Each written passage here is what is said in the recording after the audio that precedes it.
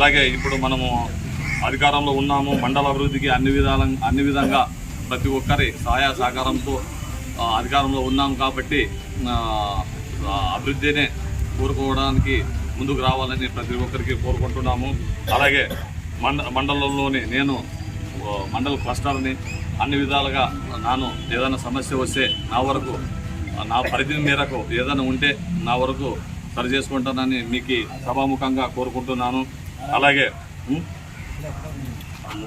ఇంతకు ముందు మన ఎంపీటీసీ ఎలక్షన్లలో ఇదే మన ఆలారి మండలంలో ఎంపీటీసీ ఎలక్షన్లలో 1310 ఓట్లు పోలవడం జరిగింది. అందులో ఎంపీటీసీగా 410 ఓట్లతో మెజార్టీతో గౌరవ ప్రజలు ముఖ్యంగా అది గౌరవంగా ఇచ్చినారు. అలాంటి దాంట్లోనే విజయం సాధించినాము. ఇప్పుడు కూడా అంత సహాయ సహకారంతో ముందుకెళ్తామని కోరుకుంటున్నాము. అలాగే ఇప్పుడు ఉండే విషయం ఏమంటే దృష్టిలో పెట్టుకొని భవిష్యత్తులో అందరూ కలిసికట్టుగా ఉండాలని దయచేసి సభాముఖంగా అందరినీ కోరుకుంటున్నాను. అలాగే వీరభద్రగౌడ అన్న గారి విషయంలో అయితేనేమి 2014 నుంచి 2019 వరకు చంద్రబాబు గారు నాయకత్వంలో దూరదృష్టితో సంక్షేమము అభివృద్ధి రెండు కళ్ళు, ఎడమ కన్ను కుడి కన్నులాగా సంక్షేమము అభివృద్ధి రెండు జోడు ఎద్దుల విధంగా అన్ని విధాలా తీసుకుపోయినాడు. సీసీ రోడ్లు అయితేనేముండదు, నీరు చెట్టు పథకాలు అయితేనేముండదు, డ్రైనేజ్ విషయాలు అయితేనేముండదు, కార్యకర్తని అన్ని విధాలుగా కాపాడుకున్నాడనే ఉద్దేశంతో ముందుకు తీసుకుపోయినాము. ఈసారి కూడా ఏదో దురదృష్టి కొద్దిగా తక్కువ ఓట్లతో ఓడిపోయినాము. సరే, అలాంటివి ఏమి భేదాభిప్రాయం లేకుండా చూసుకొని అందరూ కలిసికట్టుగా చేసుకోవాలని ఇదొకసారి అధిష్టానాన్ని కోరుకుంటున్నాము. అదే వీరభద్రగౌడ గారిని ఆలూరు తాలూకా ఇన్ఛార్జిగా కొనసాగించాలని సభాముఖంగా కోరుకుంటున్నాము.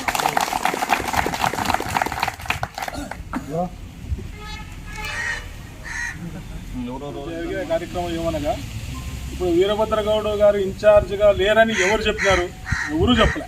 ఒక పార్టీలో ఒక కంటెస్టెడ్ అయిన తర్వాత కంపల్సరీ ఆయన ఇన్ఛార్జిగా ఉంటాడనేది సత్యం. అది అంతే. దాని గురించి మనకు మాట్లాడాల్సిన అవసరం కూడా లేదు. 2014లో 1600 ఓట్లతో వెళ్ళిపోయినాడు. దాని నుంచి ఇన్ఛార్జిగా కంటిన్యూ అయినాడు. ఎమ్మెల్యే కంటే ఎక్కువ అభివృద్ధి చేసినాడు.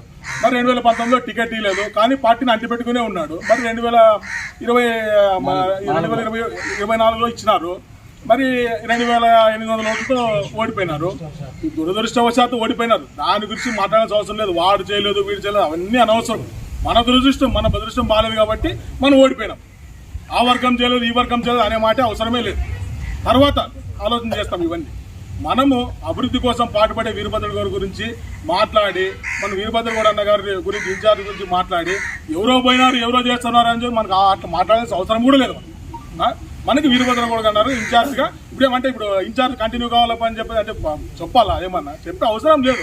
కంటెస్టెడ్ అయినాడు, ఓడిపోయినాడు, ఆయనే ఉంటాడు అనేది అందరికీ తెలిసిన విషయమే. ఎవరికి చెప్పాల్సిన అవసరమే లేదు. ఎవరు చెప్పాలనేది లేదు. ఇప్పుడేమన్నా చంద్రబాబు చెప్పాలా ఇన్ఛార్జ్ వీరభద్రగౌడ అని? బీఫారం ఇచ్చినాడు, కంటెస్ట్ చేసినాడు, ఇంకా ఓడిపోయినాడు అనేది తెలుసు. ఎవరు ఓట్లు వేసలేదని, ఎవరు ఓట్లు వేసినది ఎట్లా అంటారో చెప్పండి. 2000 చిల్లర ఓట్లు 10,000 మెజార్టీతో ఓడిపోయినాడా, 20,000 మెజార్టీతో ఓడిపోయినాడా? అన్ని కులాలు ఓటేసినారు, అన్ని పార్టీలు సపోర్ట్ చేసినాయి. దీనిలో ఎవరిది విభేదం ఏం లేదు. ఏమి ఆ కులం లేదు, ఈ కులం లేదు అనే క్వశ్చనే లేదు. పార్టీ కోసం అందరూ కష్టపడినారు, పార్టీ కోసం అందరూ ఇది చేసినారు. మనం కష్టం వచ్చినా నష్టం వచ్చినా ఉండే కార్యకర్తలు, ఉండే నాయకుల దగ్గరికి వెళ్ళిపోవాలా, చేసుకోవాలా. మనం నాయకుడు అనేవాడు మన ఊర్లో మనల్ని ఎక్కడ తీసుకుపోతున్నాడు? సక్రమైన మార్గంలో తీసుకుపోతున్నాడా, చెడు మార్గంలో తీసుకుపోతున్నాడా? మనం కార్యకర్తలు అనేవాళ్ళు నాయకుల గురించి చూసుకోవాలి. మనం కష్టం వస్తే పోయి డైరెక్ట్ గవర్నర్ పోయి అడుగుదాం, తప్పేం లేదు. గవర్నర్ అన్న ఇట్లుందన్నా పరిష్కారం చెప్తాం. అన్న చేయకోకుండా అనుకో పార్టీ ఉంది, ఇబ్బంది ఏం లేదు. ఇప్పుడు పార్టీ ఇన్ఛార్జ్ అంటాం కదా, పార్టీ ఇన్ఛార్జ్ మొన్న కూడా చంద్రబాబు నాయుడు కాల్ చేశాడు. ఏమయ్యా ఎవరు పని చేసినారు, ఏం కదా, ఏ వార్డులో ఎవరు పని చేసినారో పేర్లతో సహా వస్తున్నాయి. అంత ఈజీగా ఉండదు ఏదైనా కానీ. ఖచ్చితంగా దీంట్లో సర్వే జరుగుతుంది. ఎవరు మనం పార్టిసిపేట్ చేసినారు, ఎవరు కష్టపడినారు అనేది మొత్తం డేటా పోతుంది. మీరు ఏం ఉలికిపడాల్సిన అవసరమే లేదు, ఇబ్బంది పడే అవసరమే లేదు. దాని గురించి చంద్రబాబు నాయుడు ఇడిచిపెట్టింది ఆయనకి ఎవరికి ఇప్పుడు 2014లో ఇచ్చినాడు, 2019లో ఇచ్చాడు. అట్టే అంటి పెట్టుకుంటున్నాం. ఇప్పుడు మనం పోయినసారి సుజాతమ్మకి ఎన్నుకున్నాం. ఈసారి 20,000 ఓట్లతో ఓడిపోయినాడా? చెప్పండి. 20,000 ఓట్లతో ఓడిపోయినాడు. ఆయన ఏమన్నా 2,000 ఓట్లతో ఓడిపోయాడు. ప్రతి వర్గము మనకి సపోర్ట్ చేసింది, ప్రతి నాయకుడు సపోర్ట్ చేసినాడు. ఇప్పుడు ఎట్లా అంటారు చెప్పండి? ఎవడన్నా కానీ మనం వాడు సపోర్ట్ చేయలేదు, వీటి సపోర్ట్ చేయలేదు, అది దుష్ప్రచారం. అది ఏదైనా కానీ ఏ ఊర్లో నాయకులు అందరు నాయకులు సపోర్ట్ చేసినారు. మా మండలంలో అందరూ చేసినారు. ఎవరు చేయలేదనే వాళ్ళు ఎవరు చెప్పండి. మీరు దీని గురించి పట్టించుకోలేకపోతండి. చంద్రబాబు నాయుడు చెప్పిందే శిరోధార్యం. ఇబ్బంది ఏమీ లేదు. ఇప్పుడు ఎలక్షన్ అయినప్పటి నుంచి ఎవరైనా యా నియోజకవర్గాల్లో ఇన్ఛార్జ్ విషయం మాట్లాడడం లేదు. ఇన్ఛార్జ్ విషయం మాట్లాడమే లేదు. మన నియోజకవర్గంలో 4 పార్టీలు ఉన్నారు. వాళ్ళ గురించి చెప్పుకుంటే పోతే తలకాయ నొప్పి.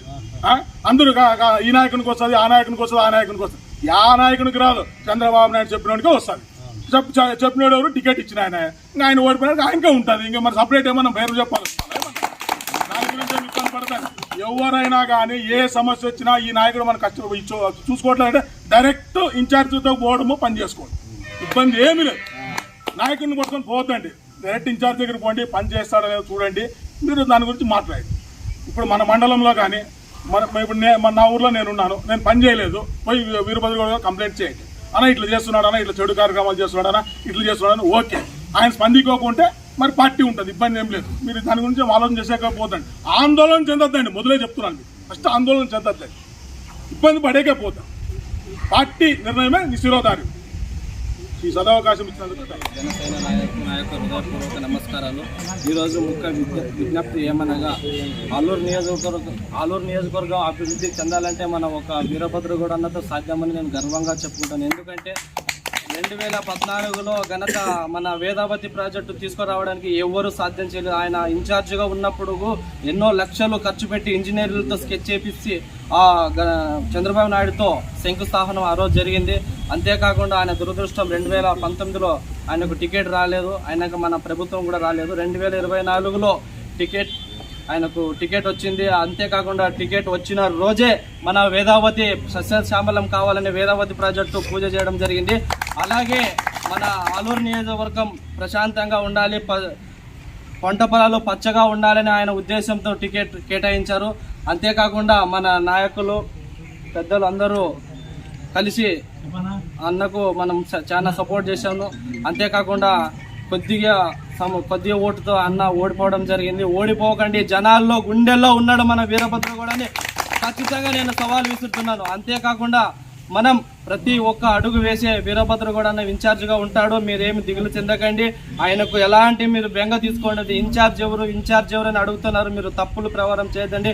కొంతమంది ఆయనకు ఏమో బురదగా చల్లుతున్నారు, కానీ తప్పుడు ప్రచారాలు చేయకండి. అభివృద్ధి చేయాలన్న వీరభద్రగౌడే, ఆలూరును సస్యశ్యామలన్న వీరభద్రగౌడ అని సభాముఖంగా నేను తెలియజేస్తున్నాను.